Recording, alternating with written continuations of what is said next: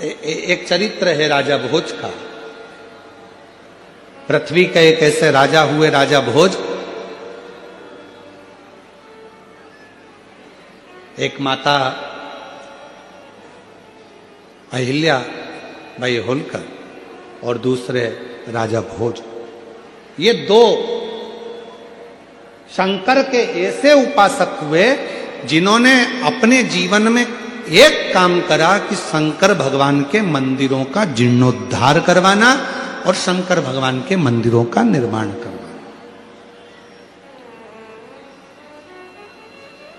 मां अहिल्याबाई होलकर जी ने भी शिव मंदिरों के बहुत निर्माण करवाए, बहुत।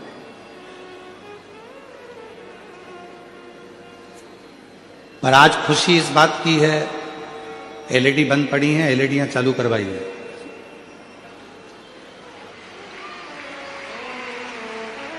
बीच वाले पंडाल की एलईडियां बंद हैं।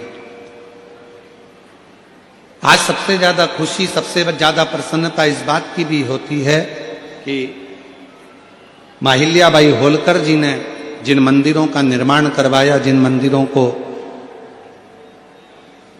बनवाया, राजा भोज जी ने जिन मंदिरों का निर्माण करवाया, जिन मंदिरों को जीर्णोद्धार करवाया, बनवाया, आज बीच में जगत गुरु शंकराचार्य जी जब प्रकट हुए और जगत गुरु शंकराचार्य जी ने चारों तरफ शंकर भगवान का खूब खूब गुणगान किया, तो पूरे दुनिया में जगत गुरु शंकराचार्य जी की प्रेरणा से शंकर जी के मंदिरों का और शंकर भगवान की आराधना का केंद्र भारत की भूमि रही। पर बीच में एक ऐसा समय आ गया था जिस समय में लोगों ने भगवान शंकर को एक और कर दिया था। शिव मंदिर लोग नहीं जाते थे, शंकर जी की आराधना नहीं करते थे, शंकर मंदिर में पूजन नहीं करते, केवल सोमवार को चले जाते या प्रदोष को चले जाते या सावन महीने में चले जाते या शिवरात्रि पर चले जाते। उसके अलावा भगवान शंकर की आराधना करने कोई नहीं जाता। और आज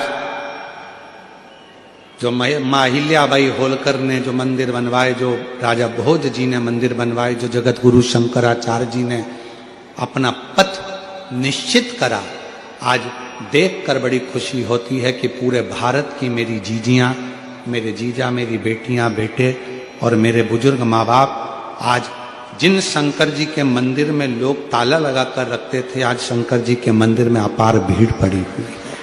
अपार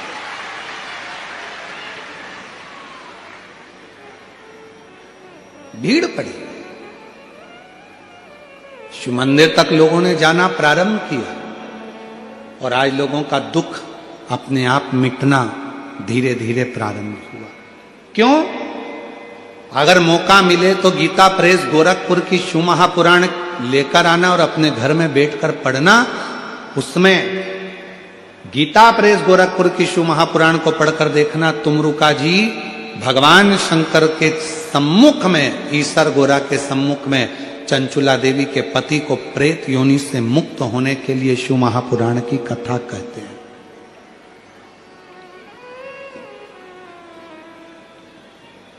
और जब शिव महापुराण की पोथी पूरी होती है,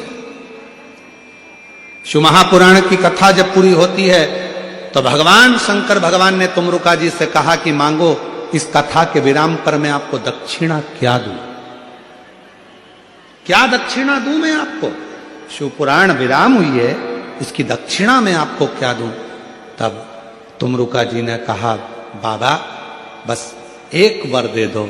जब कलयुग बढ़े, घोर कलयुग जब बढ़ता चले जाए, चारों तरफ कोई ना कोई तन से दुखी होगा, कोई मन से दुखी होगा, कोई धन से दुखी होगा, कोई बीमारी से, इतनी बीमारियां कलयुग में बढ़ती चली जाएगी, इतनी बीमारियां बढ़ती चली जाएगी। किसी का लीवर, किसी की किडनी, किसी का थायराइड, कोई सोराइसिस, कोई हार्ट, कोई नेत्र, कोई ना कोई बीमारी घरों में घिरती चली जाएगी जैसे जैसे कलयुग बढ़ेगा। जैसे जैसे कलयुग बढ़ेगा, लोगों के पास धन तो बढ़ेगा पर उम्र कम होती चली जाएगी। क्यों?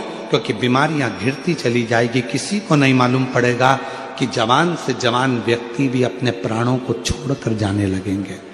तब बाबा जब चारों तरफ कलयुग अपना पांव पसारे और बीमारियां लोगों को घेरने लगे, दुख लोगों को घेरने लगे, तकलीफें लोगों को घेरने लगे, तब मेरे बाबा अगर संसार का कोई मनुष्य शिव महापुराण की कथा में बैठकर कथा श्रवण करना प्रारंभ कर दे तो उसकी सारी दुख, बीमारी, तकलीफ, कष्ट दूर कर देना। बस ये वर तुमरुका जी कह रहे हैं भगवान शंकर से कि मुझे केवल दक्षिणा में ये वर दे दीजिए, जो शिव महापुराण की कथा को जिस भाव से, जिस हृदय से श्रवण करता है बाबा, उसकी वो मनोकामना आप पूर्ण कर दें। अब ये बात तो हो गई, तुमरुका जी ने कह दी। इतनी देर में मां पार्वती जी ईश्वर और गोरा के रूप में बैठी थी, तो तुमरुका जी ने उनसे भी कहा कि आप एक वर और दे दीजिए, एक वर और दे दीजिए। क्या वर? तुमरुका जी ने कहा ये वर दे दीजिए,